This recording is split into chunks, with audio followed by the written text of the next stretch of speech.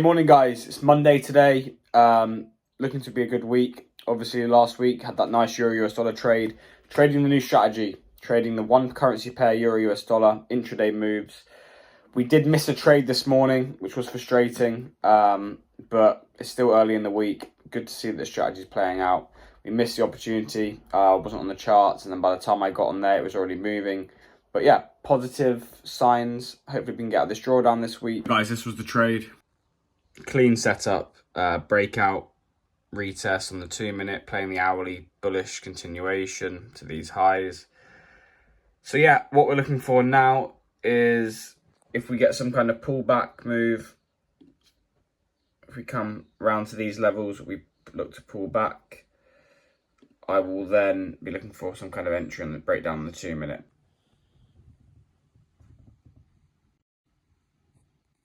Like for me personally, something I really need to fix and focus on is missed positions, because obviously in this case I wasn't on the charts, but there's times where I think psychologically, because I trade more risk adverse, I'm more talking myself out of trades than getting into bad quality trades. So I'm more likely to miss a trade, miss an opportunity and talk myself out of it, as opposed to taking really low probability setups. So that's something I personally have to work on. You've got to find, you might know this information, you might know the technicals, you might know how to trade, but you have to understand and work out for yourself your own limitations, the things that are holding you back. And for me, like I said before, I'm more risk adverse, so I need to be actively trading more frequently and not talking myself out of positions. But you might be the other way, and you might be more risky, wanting to take more positions more frequently, taking lower probability setups and taking unnecessary losses. So you've got to work that out for yourself.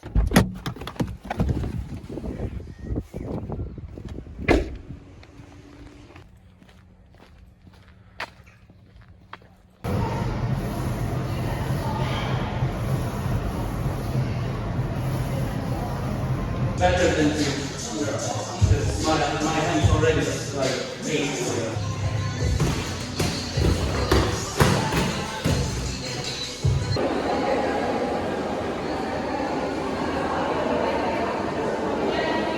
Okay guys, so quick update on the account. As a lot of you will know, I've been using True Forex funds as the prop firm to get the 50k funding.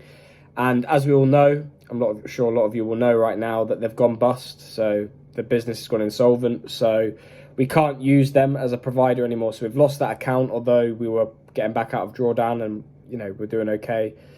So that's frustrating. But another issue, we had funding pips as a 25k account. We had that, but because I was prioritizing the 50k with True Forex funds, I wasn't active on the account. I didn't place a trade for a good, I think, 3 months.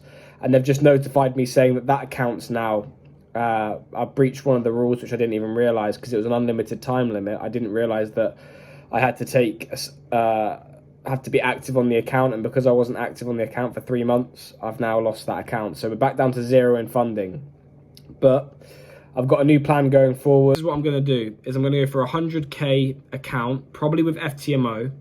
And what I'm going to do is, I feel like the last couple of months I've been playing not to lose the accounts rather than playing to win. Yes, my risk management has been very good and I've not actually lost an account of my own accord.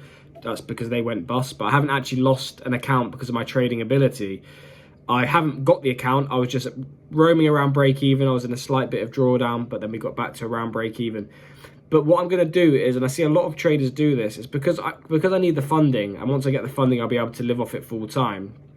Then my plan is while I'm not getting, for phase 1 and phase 2 of the stages for me to try and get funding, I may as well just go a little bit more risky and either get the account quick. So if I have a sequence of winners, like 2 or 3 winners in a row, I can get past phase 1 and get onto phase 2.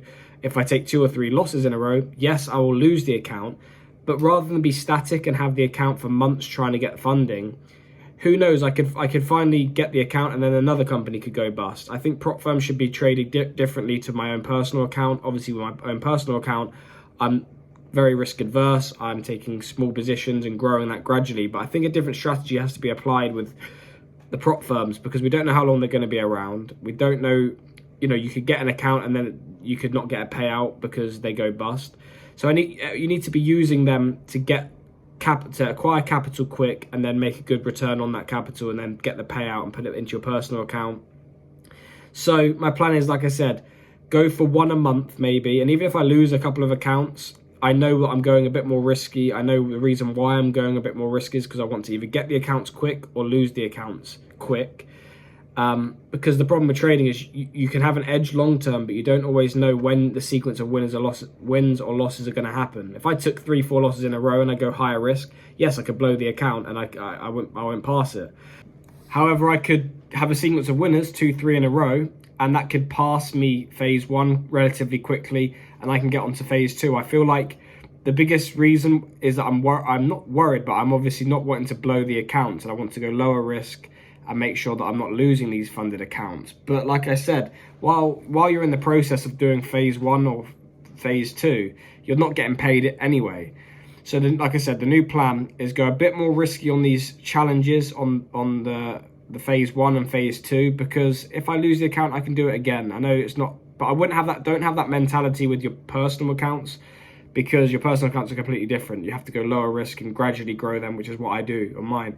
But like I said, for these funded accounts, I may as well just go a bit more risky, either get them quick, lose them quick, and once I get them, then go to lower risk, because you don't want to blow them when you're actually trading their capital. Also, another thing I'm going to be focused on doing is during the process of me trying to get this funding, I'm going to be, like, I'm sure a lot of you would have watched the boxing. They were locked away, focused solely on the mission at hand. And the thing is, I would say I've been giving it 80%. I've put in a lot of work and effort, but there's still 20% of distractions that I've been, you know, if you're going out with friends and having drinks and stuff like that, and it doesn't negatively affect you directly. You know, I can't claim that's why I've not got the funding. But for me, you know, getting this funding is so important. So I may as well give it 100%. I know my trading strategy, I know the style I want to be trading, and just lock away, focus on everything and document it again. Obviously, it's not ideal losing all those accounts, but it's how you react to it and come back stronger and positive. Again, I've changed my trading style, as a lot of you will know, and I'm confident with that.